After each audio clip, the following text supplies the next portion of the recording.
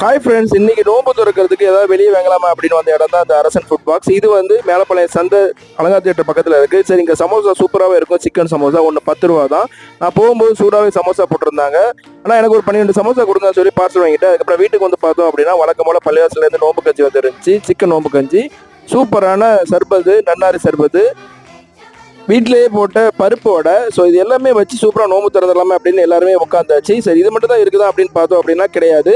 சூப்பரான பேரிச்சம்பழம், இது வந்து இந்தியா பேரிச்சம்பழம், தேங்காய் சட்னி, இதுக்கப்புறமா கொய்யாப்பழ ஜூஸ். சரி, என்றைக்குமே ஒரு ஃப்ரெஷ் ஜூஸ் எடுப்போம். இன்னைக்கு கொய்யாப்பழ ஜூஸ் எடுத்தாச்சு. கொய்யாப்பழ ஜூஸ் வேறு லெவலில் இருந்துச்சு உண்மையிலே.